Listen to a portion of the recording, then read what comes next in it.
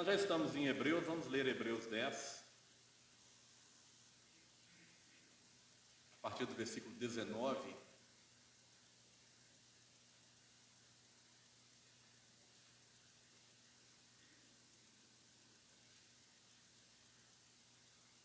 Hebreus capítulo 10, versículo 19 em diante.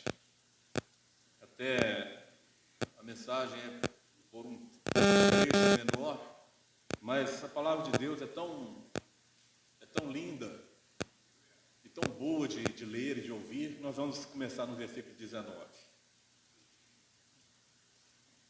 Tendo, irmãos, ousadia para entrar no santuário pelo sangue de Jesus, pelo novo e vivo caminho que Ele nos consagrou, pelo véu, isto é, pela sua carne, e tendo um grande sacerdote sobre a casa de Deus, cheguemo-nos com verdadeiro coração e inteira certeza de fé, tendo os corações purificados da má consciência e o corpo lavado com água limpa.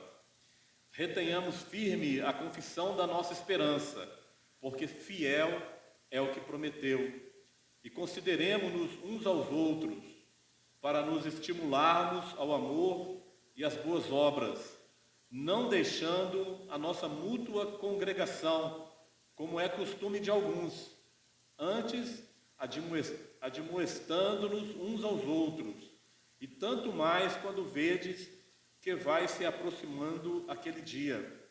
Porque se pecarmos voluntariamente, depois de termos recebido conhecimento da verdade, já não resta mais sacrifício pelos pecados, mas uma certa expectação horrível de juízo e de ardor de fogo que há de devorar os adversários.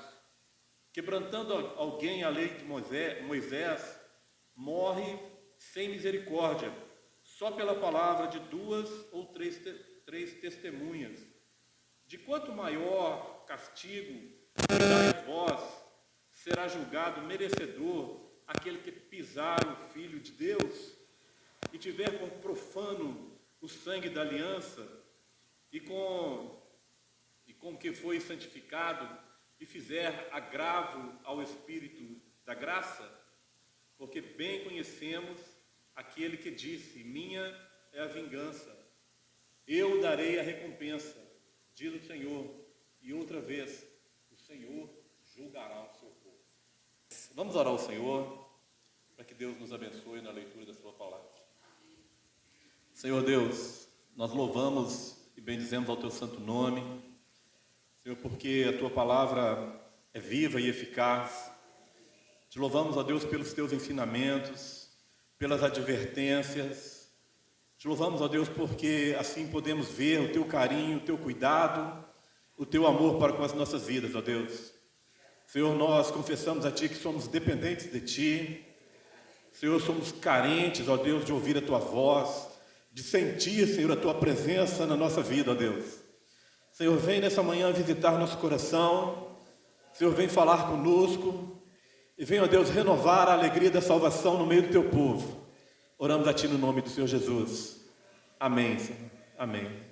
Glória a Deus. Meus irmãos, a palavra de Deus, o texto que nós lemos, começa a falar a respeito de ousadia. Se nós formos olharmos o significado de ousadia, ousadia diz respeito à coragem, mas também diz respeito a você fazer alguma coisa para a qual você não está habilitado ou você não está autorizado a fazer. Esse é o significado, talvez mais coerente com a palavra de Deus. Você fazer algo para o qual você não está habilitado ou não está autorizado a fazer. E aí vai envolver coragem, intrepidez, envolve muitas coisas. Para nós que somos servos de Deus, nós sabemos que nós não tínhamos autorização para entrar na presença de Deus. Era negado a nós entrar na presença de Deus. Durante o período da lei, o povo tinha um sacerdote levantado por Deus, segundo a ordem de Levi, segundo a ordem levita, e essa pessoa, ela então estava autorizada a entrar na presença de Deus, a entrar no Santo dos Santos. Qualquer outra pessoa, senão o sumo sacerdote, que entrasse ali naquele local, ele seria imediatamente morto pela glória de Deus. Assim era a vida do homem antes do sacrifício do Senhor Jesus. E a palavra de Deus nos fala que nós temos a ousadia para entrar no santuário. Em quem nós temos essa ousadia? Em quem nós tivemos essa autorização para entrar no santuário diante da presença de Deus? No sacrifício do Senhor Jesus. Somente pelo sangue do Senhor Jesus nós tivemos livre acesso à presença do Pai. E o escritor de Hebreus, ele teve isso muito claro na sua vida. Se nós chegamos na presença de Deus, é por uma ousadia que nós temos. E essa ousadia não vem de nós, não vem da nossa coragem, da nossa intrepidez, mas essa ousadia vem do poder que há no sangue do Senhor Jesus. Um poder de nos lavar, de nos purificar e de nos santificar para estarmos na presença daquele que é santo. Porque diante da presença de Deus, aquele que é impuro, ele não permanece de pé. Somente aqueles que foram lavados e remidos no sangue do Senhor Jesus, esses têm livre acesso à presença de Deus. A ousadia que o sangue do Senhor Jesus nos dá. Ou dizendo melhor, a autorização que o sangue de Jesus nos dá para estar na presença de Deus. Porque Ele, no versículo 20, nos fala que Ele nos abriu um novo e vivo caminho. E o Senhor Jesus, mesmo Ele vai dizer, eu sou o caminho, a verdade e a vida. Então o Senhor Jesus é o meio pelo qual nós podemos chegar hoje na presença de Deus, através de seu sangue, que nos lavou, nos remiu e nos redimiu do nosso pecado, para que nós pudéssemos hoje chegar na presença de Deus com toda a liberdade que Deus nos dá através do seu Espírito Santo. A palavra então nos dá um conselho: cheguemos-nos a Ele, a Deus, com verdadeiro coração, com inteira certeza de fé, tendo os corações purificados da má consciência e o corpo lavado com água limpa. Meus irmãos, nós falamos que o sangue do Senhor Jesus é que nos lava.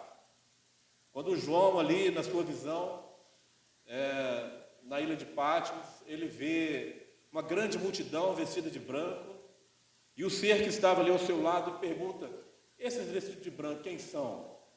E João fala, Senhor, tu sabes. Então ele vai responder, esses foram aqueles que lavaram as suas vestes no sangue do Cordeiro. Então o sangue do Cordeiro nos lava de todo pecado, lava nossas vestes espirituais. Mas aqui a palavra está falando que tendo o corpo lavado com água limpa. De que água limpa? Aqui o autor, ou melhor o escritor, está dizendo nesse texto, tendo o corpo lavado com água limpa. Jesus, quando ora ao Pai, lá em João 17, Jesus disse, Pai, santifica-os na Tua palavra é a verdade. Meus irmãos, nós precisamos estar firmados na palavra de Deus. É no conhecimento da palavra que nós vamos ter o nosso corpo lavados. É água limpa, é a palavra de Deus. Aqui não tem sujeira, aqui é água limpa, límpida. Tudo é claro na palavra de Deus. Existem por aí alguns encontrando mistérios na palavra de Deus que somente eles tiveram a revelação. Meus irmãos, isso não é verdade. A palavra de Deus ela já está revelada a nós. A palavra de Deus é água limpa. Ela não é água turva, cheia de segredos e de mistérios. É água limpa, porque a nós nos foi revelado pelo Espírito Santo. Toda a palavra de Deus já está revelada para nós. Todos os segredos da palavra de Deus foi revelada a nós em Jesus Cristo. Bendito é o nome do Senhor Jesus. Mais embaixo, versículo 24, diz: consideremos-nos uns aos outros, para nos estimularmos ao amor e às boas obras. As boas obras, nós já lemos hoje, foram deixadas para Deus, para que nós pudéssemos andar nelas. Deus deixou para nós as boas obras, para que nós pudéssemos andar. Não deixando a nossa mútua congregação, como é costume de alguns, antes admoestando-nos uns aos outros, e tendo mais, e tanto mais, quando vedes que já vai se aproximando aquele dia, o dia do Senhor, o dia em que Jesus aparecerá nas nuvens. Meus irmãos, se há alguém por aí dizendo que não há necessidade de congregação, essa pessoa está falando fora da palavra de Deus, porque a palavra de Deus nos adverte a estarmos congregando. Um dia, há pouco tempo atrás, estávamos nós longe da congregação. Muitos vão dizer: não, eu estava próximo de Deus, mas longe da congregação. E o que nós podemos entender pela palavra de Deus é que quando você está longe da congregação, essa experiência que você tem com a presença de Deus, ao longo do tempo, ela vai se tornando cada vez mais fraca. O seu momento de oração vai ficando cada vez menor. O seu momento de um devocional com Deus, ele vai ficando cada vez mais raso, mais frio e menor. Agora, quando nós estamos em congregação, um admoesta o outro. Quando um está fraco, o outro ajuda. A palavra de Deus nos adverte a estarmos em comunhão uns com os outros. Se nós estamos falando do sangue do Senhor Jesus, que nos lava e perdoa os nossos pecados, a palavra de Deus, lá na primeira carta de João, vai dizer que se nós andarmos na luz como Ele na luz está, temos comunhão uns com os outros. E que comunhão tem com os outros aquele que se isola dentro de casa para não estar na congregação, para não estar mutuamente buscando a Deus? A palavra de Deus diz que é melhor ser dois do que ser um, porque caindo um, o outro levanta. É melhor nós andarmos em congregação, porque o dia que um se desviar da verdade, o outro vem e adverte. Se nós estivermos sozinhos, nós estaremos à mercê do adversário das nossas almas. Mas quando nós estamos congregando, há um corpo, aonde corre o Espírito Santo, há um corpo em intercessão uns pelos outros. E Deus é louvado e glorificado na nossa vida. Bendito é o nome do Senhor. Então, se há alguém aí ensinando que nós não temos necessidade de congregar, meu irmão, essa pessoa ou essa mensagem está fora da palavra de Deus. E não sou eu que estou dizendo, é a palavra de Deus que nós acabamos de ler. Não deixando a nossa mútua congregação, como é costume de alguns. Desde o início da igreja, já havia se percebido esse grupo de pessoas que queriam servir a Deus isoladamente. E a palavra de Deus já vem advertir, não deixando nossa congregação. Mais embaixo, versículo 26, ou melhor, ainda no versículo 24, vamos continuar aqui mais um pouco. A palavra de Deus diz assim: tanto mais quando vedes que se vai se aproximando aquele dia, o dia do Senhor. O que nós podemos ver nos últimos dias é que há um ataque do adversário às congregações. Escândalos dentro das congregações, desânimo, falta de fé, uma fé abalada por um evangelho corrompido, uma fé rasa, sem profundidade, por teologias humanas, por transgressão da palavra de Deus e por deturpação da palavra de Deus. É o que nós vemos. E o que nós podemos entender disso é que Jesus está voltando. Tanto mais agora quando vedes que vai se aproximando aquele dia. Então, se na época já estava desta forma, as pessoas querendo abandonar a congregação, hoje ainda mais. Há um estudo do IBGE dizendo que hoje no Brasil tem cerca de 16 milhões de pessoas que se dizem cristãs longe das igrejas, desigrejados. Cerca de 16 milhões de pessoas.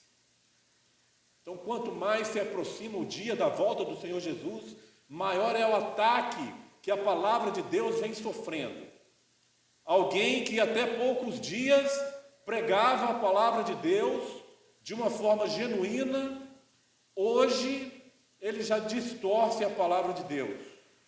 E nós vemos nisso aí um projeto do adversário, porque o dia do Senhor se aproxima. Nós precisamos ficarmos firmes no que diz a palavra de Deus, e não o que diz alguém que achou, que entendeu, que resolveu um mistério da palavra de Deus, que entendeu alguma coisa. Nós ficamos firmes no que diz a palavra de Deus, porque a palavra de Deus para nós é água limpa. A palavra de Deus é límpida. Em Deus não há dúvida. Nós temos certeza naquilo que nós estamos crendo. Como diz o apóstolo Paulo, eu sei em quem tenho crido. Nós precisamos ter essa certeza em quem nós temos crido. E agora é que nós vamos entrar onde realmente eu queria entrar nessa mensagem, nessa manhã. Porque se pecarmos voluntariamente, depois de termos recebido o conhecimento da verdade, já não resta mais sacrifício pelos pecados. Meus irmãos, há uma pergunta. Para quem esse texto foi escrito? Esse texto originalmente foi escrito para os hebreus. Essa carta foi escrita aos hebreus. Mas hoje, quando nós lemos, para quem que o Espírito Santo está falando isso? Se pecarmos voluntariamente, não resta mais sacrifício pelo pecado, mas uma certa expectação horrível de juízo e ardor de fogo que há de devorar os adversários. Está falando às pessoas que um dia tiveram um encontro com o Senhor Jesus. Se depois de termos o conhecimento da verdade, Jesus ele disse, eu sou o caminho, a verdade.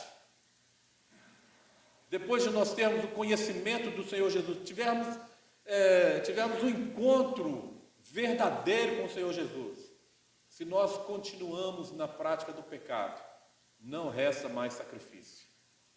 O sangue de Jesus ali já não tem valor para com as nossas vidas. Nós podemos dizer que até esse texto é um pouco contraditório. Como assim? Será que alguém que aceitou Jesus e que teve uma experiência, será que não mais ele tem, e ele caiu, será que não mais ele vai alcançar perdão de Deus? Será que esse texto ele contradiz o que o apóstolo João escreve na sua carta, dizendo que se nós pecarmos, nós temos um advogado, Jesus Cristo justo, diante de Deus? Esse texto está dizendo para alguém que um dia recebeu o Senhor Jesus, mas que anda na prática constante do pecado, mesmo sendo advertido, mesmo tendo conhecimento do seu pecado, ele voluntariamente peca. Não está dizendo de um pecado ou outro que nós podemos cometer. Nós somos homens, temos nossas falhas, mas muito mais, nós temos o Espírito Santo na nossa vida que nos adverte. O Espírito Santo que não nos proíbe de pecar, mas nos adverte do nosso pecado. nós temos o Espírito Santo na nossa vida. Então, mas se porventura algum de nós, alguns dos servos de Deus, tiverem essa caída, essa queda e pecar, nós temos um advogado, o Jesus Cristo, que derramou seu sangue por nós, o justo, aquele que não pecou. Ele é nosso advogado. Nós tínhamos aqui na nossa congregação uma irmã e nós oramos por ela, que ela dizia: eu posso pecar, depois eu peço perdão. Já não resta mais sacrifício pelo pecado. Um pecado voluntário, advertido pelo Espírito Santo, mas que mesmo assim a pessoa não dá o devido valor ao sacrifício do Senhor Jesus e vive na prática voluntária do pecado. Eu posso pecar hoje, amanhã eu peço perdão. E Deus perdoa. Será? Será que a palavra de Deus está nos dizendo isso? Um pecado voluntário e um arrependimento não genuíno, um arrependimento que nós podemos até classificá-lo não como um arrependimento, mas talvez como um remorso. Será que vamos alcançar perdão dessa forma? A palavra de Deus diz que não resta mais sacrifício pelo pecado, mas antes o juízo de Deus. Nós precisamos entender uma coisa: Deus é juízo. Às vezes nós paramos na mensagem que diz que Deus é amor. Às vezes nós paramos na mensagem que diz que Deus perdoa todos os nossos pecados, e isso é verdade. Ele perdoa todos os nossos pecados, mas a palavra coloca uma condição para que os nossos pecados sejam perdoados. A palavra de Deus diz assim: se confessarmos os nossos pecados, Ele é fiel e justo para perdoar todo o nosso pecado. Deus perdoa, mas será que nós, quando pecamos dessa forma, voluntariamente, e não temos um arrependimento que transforma a vida, que muda atitudes, será que Deus nos perdoaria assim também? Para que amanhã Ele pudesse nos perdoar de novo, e outra vez, e mais uma vez, e nós continuássemos na mesma prática do pecado? Será que Deus é amor dessa forma? Onde estaria então a justiça de Deus? Deus é justo. Deus é justo, assim como Ele é amor, também Ele é justiça. E a palavra nos fala que horrenda coisa, o versículo 31, nós não lemos, mas o versículo 31 diz: horrenda coisa é cair nas mãos do Deus vivo. Meu irmão, você pode cair na mão de quem você quiser. Você pode levar a sua vida que te leve a cair nas mãos dos agiotas. Você pode cair na mão da polícia. Você pode cair na mão dos bandidos. Mas não queira nunca cair nas mãos do Deus vivo. Horrenda coisa é cair nas mãos do Deus vivo. E como nós caímos na mão do Deus vivo? Nós pecando conscientemente, nós estamos caindo na mão do Deus vivo, nós tendo um arrependimento não genuíno, um arrependimento que não produz mudança de vida. Isso é cair nas mãos do Deus vivo. E Deus não terá por inocente aquele que um dia conheceu a verdade, teve um encontro com a verdade, que é Jesus Cristo, nosso Senhor. De quanto maior castigo cuidará a vós ser julgado merecedor aquele que pisar o sangue do Filho de Deus. A palavra nos fala que aquele que transgride a lei de Moisés, que foi baseada no sangue de animais, quanto maior castigo será merecedor aquele que pisar o sangue de Cristo, o sangue do Filho de Deus, o sangue do Deus vivo. Qual será o castigo para esse? Não havia perdão para quem transgredisse a lei. Eles eram mortos sem piedade, eram apedrejados. Mas e aquele que pisa o sangue do Filho de Deus e tiver por profano o sangue da aliança com que foi santificado e fizer algum agravo ao Espírito da graça? Qual será o castigo daquele que cometer essas coisas? Aqui a palavra de Deus nos coloca 3 advertências que nós não devemos fazer na nossa caminhada. Primeiro, pisar. Onde é que está? Aquele que pisar o Filho de Deus. É uma advertência. Não pisar o Filho de Deus. E tiver por profano o sangue da aliança com que foi santificado. Não profanar o sangue de Jesus. E fizer agravo ao Espírito da graça. 3 advertências que a palavra de Deus nos fala. E que aqueles que estão vivendo vida de pecado, conscientes, estão cometendo. Primeiro, eles estão pisando o Filho de Deus. Pisar o Filho de Deus é não reconhecer que Jesus é Filho de Deus. Não reconhecer a Jesus como Senhor da sua vida.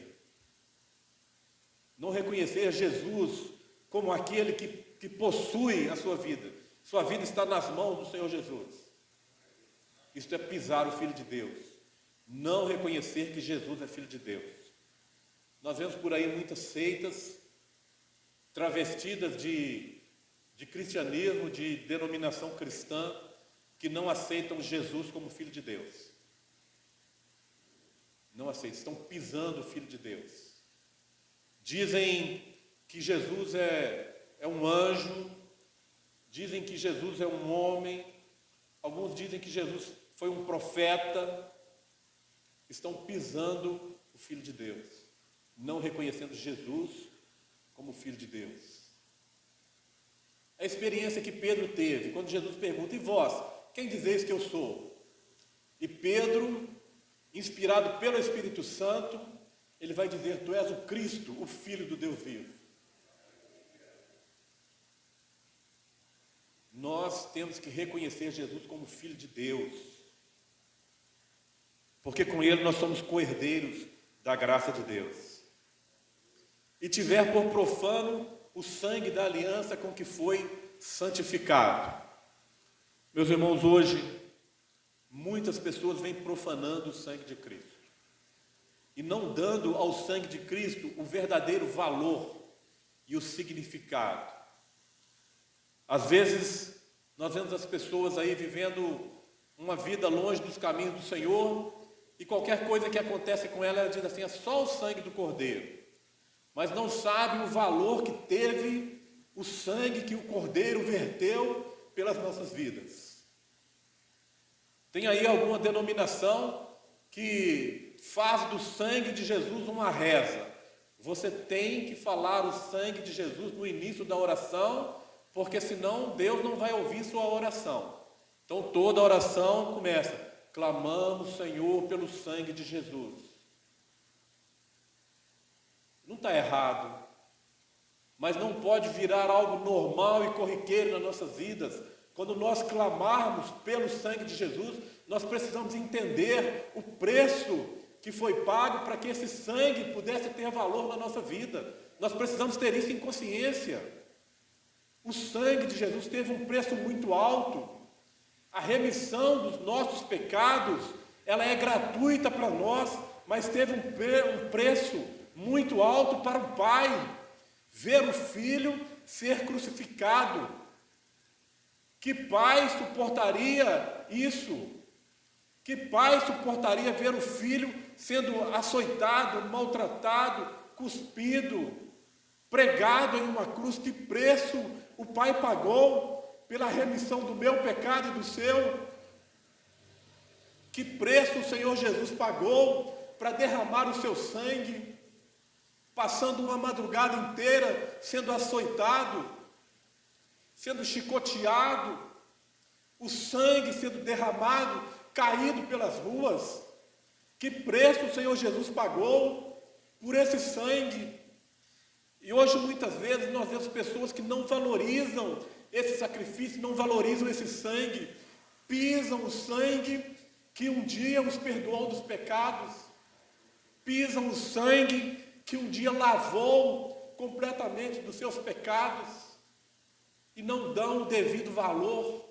A palavra de Deus vem nos advertir, meus irmãos, Jesus pagou um preço muito alto, o Pai pagou um preço muito alto, tanto que o Pai não suportou ver o Filho naquela situação, e o Filho não suportou ver o Pai virando-lhe o rosto, e o Filho clama: Deus meu, por que me desamparastes? Meus irmãos, nós não podemos profanar o sangue, porque um dia esse sangue nos lavou do nosso pecado. Um dia nós fomos redimidos, éramos escravos, vivíamos dessa forma, vivíamos cometendo pecado deliberadamente, mas um dia o Senhor Jesus pagou um preço por nós, nos comprou dessa vida pecaminosa, nos tirou dessa vida e nos trouxe para uma vida de santificação, de santidade na sua presença. E Deus, Ele cobra dos seus servos a santidade. Ele diz: sede santos, porque eu sou santo. Em outra parte, a palavra de Deus vai dizer: sede santos, porque é santo aquele que vos chamou. Deus nos chamou para vivermos uma vida separados, e foi somente com o sangue de Cristo é que nós podemos ser transformados, redimidos, lavados, separados para a honra e glória do nome do Senhor. E outra advertência que a palavra nos fala: e fizer agravo ao Espírito da graça. É o pecado sem perdão. Aquele que fizer agravo ao Espírito da graça. Porque a palavra nos diz que o Espírito tem ciúmes de nós. O Espírito tem ciúme de nós. E quando nós magoamos o Espírito Santo de Deus, ele se retira da nossa vida.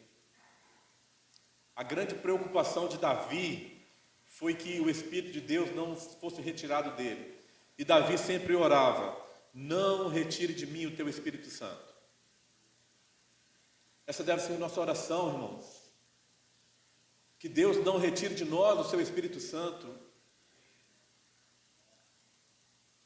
A pergunta esse texto foi feito para aqueles que tiveram o conhecimento do Senhor Jesus. E agora, uma nova pergunta surge desse texto: será que nós somos salvos para sempre? Salvos uma vez, salvos para sempre? Será que aqueles que um dia tiveram um encontro com o Senhor Jesus, tiveram o pleno conhecimento da verdade, será que não perdem mais a salvação? A palavra de Deus está dizendo que não é dessa forma. A palavra de Deus está dizendo que aqueles que um dia tiveram o conhecimento da verdade, mas que não tiveram uma transformação de vida, um novo nascimento, não nasceram da água e do Espírito, esses não herdarão o reino de Deus. Coríntios, capítulo 6, versículo 19, vai dizer que os impuros não herdarão o reino de Deus. E quem são os puros? São aqueles que foram lavados no sangue do Senhor Jesus. Esses são os puros. Esses herdarão o reino de Deus. Meus irmãos, nós temos que tomar cuidado com a nossa vida cristã, nossa caminhada. Não podemos passar essa vida de uma forma despercebida, sem atentar para essas três advertências da palavra de Deus. Primeiro, reconhecer que Jesus é o Filho de Deus. E o reconhecer não é simplesmente uma expressão da boca. É viver a experiência com o Senhor Jesus como Ele sendo o Filho de Deus na nossa vida. Então não é o Senhor Jesus de um cartaz, de uma traseira de caminhão, né? Eles costumam colocar ali, né, uma imagem que diz o Senhor Jesus. Não é esse reconhecimento. Nós estamos falando reconhecer que Jesus é Senhor na nossa vida. Reconhecer que Ele é Senhor. Muitos reconhecem Jesus como mestre. Ah, Jesus é meu mestre, né? Mestre isso, mestre aquilo. Mas nós precisamos reconhecer, além de mestre, nós precisamos reconhecer como Senhor, ou aquele que tem poder e domínio sobre a nossa vida. Reconhecê-lo como Senhor é nos reconhecer como servos, humildes na presença de Deus. Isso é não pisar o Filho de Deus. A outra advertência é valorizar o sangue de Cristo. Um preço tão alto que foi pago pelos nossos pecados. E segundo, buscar constantemente a presença do Espírito Santo na nossa vida. Somente pela presença do Espírito Santo é que nós podemos dizer que Jesus é Senhor. Nós só vamos reconhecer que Jesus é Filho de Deus se for pelo Espírito Santo de Deus. Quando Pedro responde ao Senhor Jesus, dizendo: Tu és o Cristo, o Filho do Deus vivo, o Senhor Jesus vai dizer: Bem-aventurado és tu, Simão Barjonas, porque não foi a carne e o sangue que te revelou, mas foi o meu Pai que está no céu. Através do Espírito de Deus, Pedro teve aquela revelação. E a palavra de Deus diz que somente pelo Espírito de Deus nós podemos dizer que Jesus é Senhor. Então, que a nossa oração constante seja: Senhor, não retire de mim o teu Espírito Santo.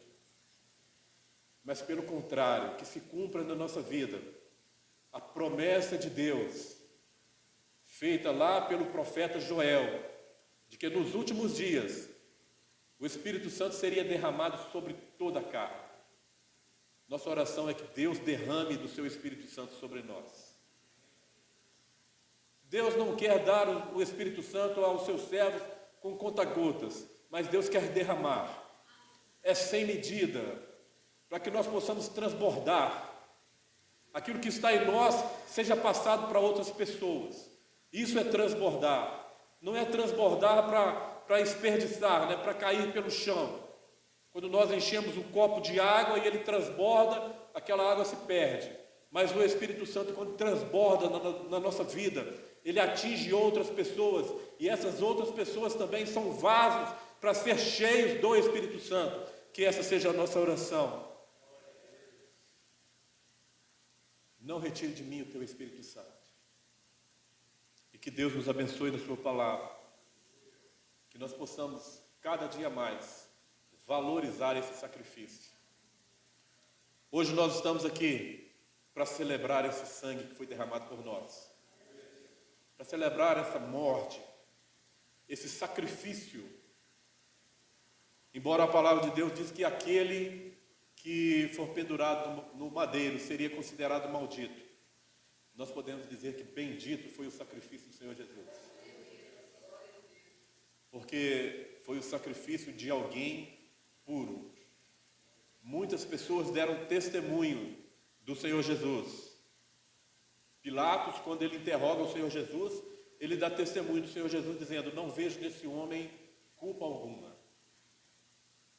Os ladrões ali na cruz, um deles diz: nós estamos aqui porque os nossos atos nos trouxeram até aqui, mas esse nenhum pecado cometeu.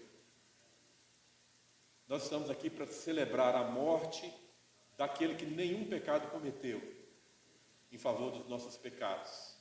Convido os irmãos a estarem de pé. Nós vamos orar a Deus. Senhor Deus, nós te louvamos. Senhor, nós te bendizemos por esse sacrifício bendito, ó Pai.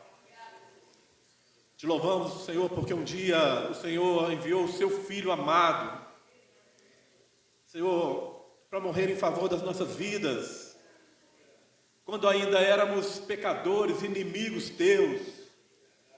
Senhor, nós te louvamos pelo teu infinito amor. Te damos graças, ó Deus, por Jesus Cristo e pelo seu sacrifício. Senhor, nós te louvamos pelo Teu Espírito Santo que habita em nós, que nos faz caminhar na Tua presença. Te louvamos, ó Deus, pelo Teu Espírito Santo, ó Deus, que nos convence do nosso pecado. Ó Deus, tantos motivos temos para Te louvar, Senhor, para Te glorificar. Ó Deus, mas nós entregamos a Ti a nossa vida, o nosso coração, para que o Senhor possa habitar em nós, fazer morada permanente na nossa vida. Senhor, nós queremos, Senhor, ser servos Teus, ó Pai. Senhor, queremos que quando o Senhor Jesus vier, Senhor, que possa nos encontrar servindo a Ti, ó Pai, como servos humildes na Tua presença, Deus. Senhor, cumpre, Senhor, essa bênção na nossa vida. Nós oramos a Ti no nome do Senhor Jesus. Amém, Senhor.